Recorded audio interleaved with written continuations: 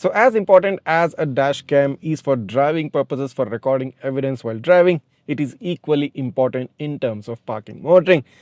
Because it's quite possible that you have parked your car, you left it for a while, and when you come back, you notice some scratches, you notice some bumps on the car body, and you have no idea where it came from. That's where the parking monitoring in a dash cam comes into play. And in this video, I'm going to showcase the newly launched Redtiger F7NA dash cam and its parking monitoring features. It basically gets two types of parking monitoring: a G sensor based trigger recording and a time lapse recording mode. So time lapse recording mode basically records videos continuously at a low frame rate, so you get a complete overview of all the time when you had parked the car. The G sensor based trigger recording records videos only when there is a abnormal vibration detected or a hit or a bump detected on your car, and the rest of the time the dash camera will be turned off. Additionally, what's even better is that the Redtiger F7NA is a parking monitoring dashcam that not only protects your vehicle while parked but also records in a true 4K resolution. This means you get a clear evidence capturing capability during driving and even during parking monitoring. Now this sets the Redtiger F7NA apart from most of the other cameras out there, and this I think is one of the best reasons why you should go with the F7NA. But the fact to note is that no matter which dash cam you have, in order to enable parking monitoring, you will always need to buy and install a separate hardware kit.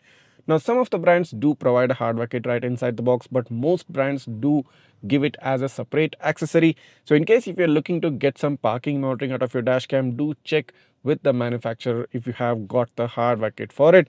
So since in this video I'm going to be using the Redtiger F7NA dashcam, I'll be showcasing the Redtiger Fuse tab based hardware kit, give you its complete installation in my Kia Seltos, how you can go about in installing the hardware kit, how you can go about in selecting the fuses, and all the details related to it. So let's not waste any more of your time and jump in and directly show you a time-lapse monitoring footage and a G sensor based trigger recording and how the Redtiger F7NA really excels at that. Let's take a look.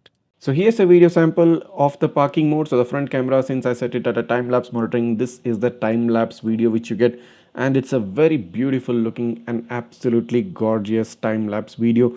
You have it at a rate of about 1 fps, so have that fast movement of traffic. Basically you can capture all the activities happening surrounding the car, and basically you can capture every moment whenever the car is parked, and that's a great thing.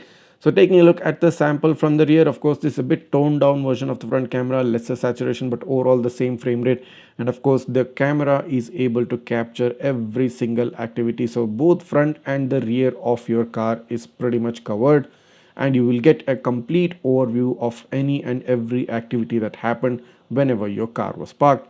Here's another sample from the front camera. Oh, now isn't this looking beautiful? This is a gorgeous looking time-lapse footage. You can use the parking mode of the camera if you do ever visit any scenic places. You can just park your car and just let the camera do the work. It will record a very nice looking, a very beautiful looking time-lapse video which you can later on use for your own personal uses. So moving on to show you the G sensor trigger recording. So as you can see now, the camera is completely turned off, the car is off, and if I do proceed to give a small bump on the car, that's it. And taking a look back at the camera, you can see that the camera immediately starts up because it gets triggered. The G sensor gets triggered by the vibration due to the hit on the windshield, and the camera starts to record an emergency or an event video for a duration of about 1 minute. So here's me walking back after hitting the car. So this is how the camera will be able to record any culprits, anybody who might have bumped into the car, who might have hit the car. So you have both front and the rear cameras recording simultaneously for a duration of 1 minute after it detects an event. So this is also a super useful feature. So now that you've seen both the parking monitoring features in the Redtiger F7NA, now let's jump on and take a look at the Redtiger Hardwire Kit, do its unboxing and give you an in-depth and in-detail installation video so that it can completely guide you in installing the same kit in your car as well. Let's take a look.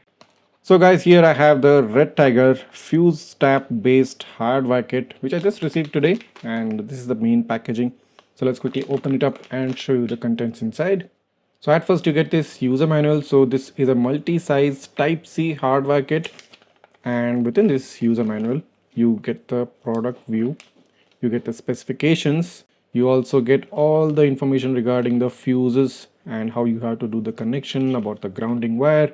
I mean, basically all the important steps which you need to do, which you need to follow for installing this hardware kit is present right here. So this is a super thoughtful thing because most manufacturers, most brands tend to miss out on the detailed user manual. So great thing by Redtiger that they have included this.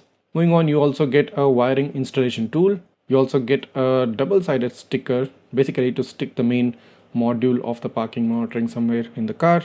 And this is the main hardware kit right here. Comes nicely wrapped up in wire tags. So this is the main type C cable. So this is an L-shaped type C connector which plugs in into the main front camera. And on the other end you have this module, this control module of a hardware kit, which also gets a display, gets a Redtiger branding. At the back there's nothing else. So on one side you have this switch right here, within which you can like toggle around the switch and set the cutoff voltage based on your requirements. So for 12 volt vehicles you have the 12.4 volt as maximum, 12 volt setting at the middle, and then you have 11.6 volts at the bottom. For 24 volt vehicles you have 24.4 volts, 24.0 volts, and you have a 23.6 volts. At the other end of the hardware kit you get three dedicated cables, ACC, VCC, and a grounding cable. So the cables are properly labeled. So the red cable, as you can see here, it's written as ACC, the yellow one is the VCC, and the black is a grounding cable which plugs in to any grounding unit or a screw within the car. Apart from this you get four sets of fuse tabs. So basically you get color coded fuse tabs. Yellow is for VCC and red is for ACC. So you have four different pairs based on four different types of fuse tabs. So you need to select the proper fuse tab which is compatible with your car and install the hardware kit using that particular fuse tab. So you basically get the entire hardware kit package, the main cable, the control module with the display. You get four different sets of fuse tabs, so you don't need to go out searching for separate fuse tabs anywhere. So that's a great thing by Redtiger. And additionally, as said previously, you get a detailed user guide and an installation guide for the hardware kit. So that's also a great thing. So now let's move on and proceed to install the hardware kit in my car and show you how exactly you can do that. So the next thing which you have to do is you need to locate the fuse box within your car. So currently in my Kia Seltos, the fuse box is located right below the steering wheel at the right edge below the dashboard. So let's just open up that. So if you can see here, the fuses are located right here. So you need to get this fuse puller. It should be present in the fuse box of your car, at least under the front bonnet. So once you get this fuse puller, just hold any one of the fuses and just pull it out. So here, as you can see, so this is a micro 2 fuse. I need to select the same fuse tab among the four different pairs that have been provided within the Redtiger hardware kit. So now that we have recognized the kind of fuse tab in the car, so this is the kind of fuse tab, the micro 2 fuses which are present in the car. So you need to select the one which is specific for your car, and in this case these are the ones. So now let's join these selected fuse tabs to the hardware kit, and Redtiger has made it quite easy to join these because they have given a crimping mechanism.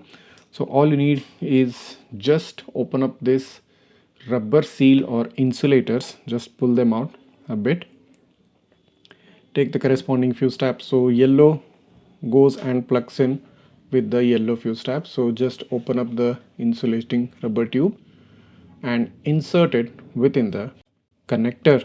Once it's inserted properly, take a crimping tool and just press it so that it forms a firm and a hard connection. So once the crimping is done, just take the rubber seal and close off the area for proper insulation. Repeat the same for the other cable as well.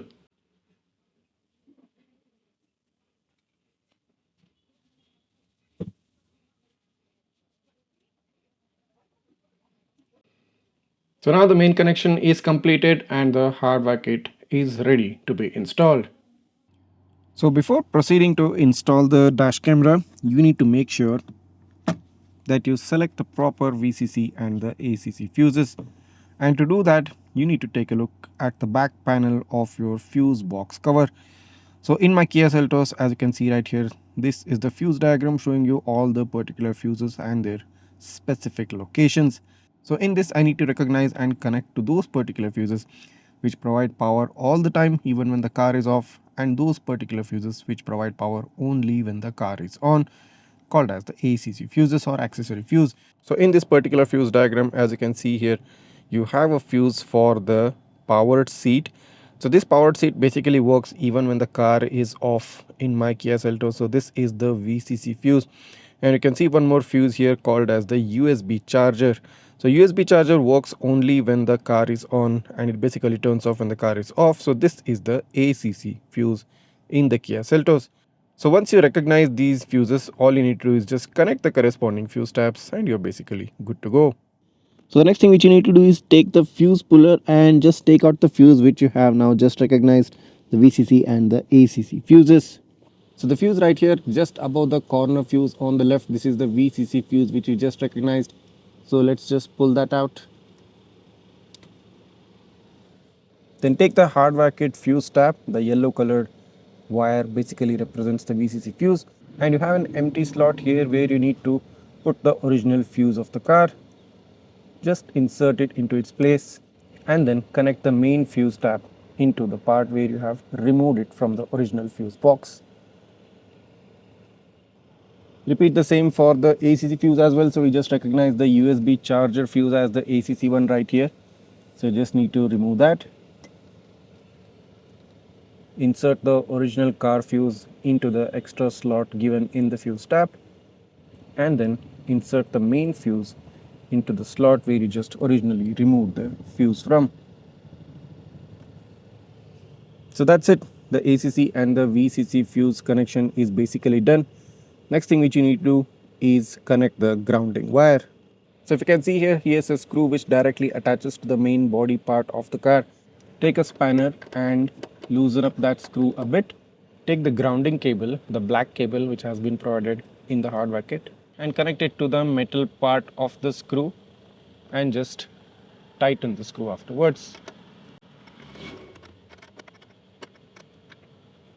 So once it's tightened, you're good to go. Your hardware kit is pretty much installed. So now how to recognize that the hardware kit has been properly installed? Well, if you look at the display on the control module of the hardware kit, you can see that it's written as ACC. So when the car is basically turned on, it's going to show up as ACC on the display. But if you do turn off the car, the display panel is going to show you the current voltage of the battery. So this indicates that the hardware kit has been properly installed and all the ACC and the VCC fuses are correctly installed without any mix-up or without any confusion. So once that's done, just install the hardwire kit wire and ensure the sufficient length of the wire that is able to reach the point where you have mounted the Redtiger F7NA or your dash cam. Run the wiring right here alongside the top beading of the car. Take it across into the A-pillar and insert it into the beading of the door. Now it goes all the way down right here next to the fuse box, and the wire gets inserted behind the cap of the fuse box and now forms a complete seal. So you get a complete installation of the hardware kit without any wiring being visible. And once that's done, just insert the power cable into the dash cam, and when the car is turned on, the dash cam should turn on and give you the Redtiger logo and basically give you all the parking monitoring features. So here is the parking mode setting, and if I do click on that, now you can see that the parking monitoring is currently opening up. So I have a G trigger recording, basically the G sensor based recording. I have the 12-hour time lapse recording and the 24-hour time lapse recording. And finally, it also provides a 48-hour time lapse recording option. So 12, 24 and 48 hours. Other than that, I also get a G trigger recording. And of course, I can turn off the parking mode if I don't want the camera to use my battery when the car is turned off. So currently, let's just set the 12-hour time lapse recording and you're good to go. So once that's done, if I do turn off the car,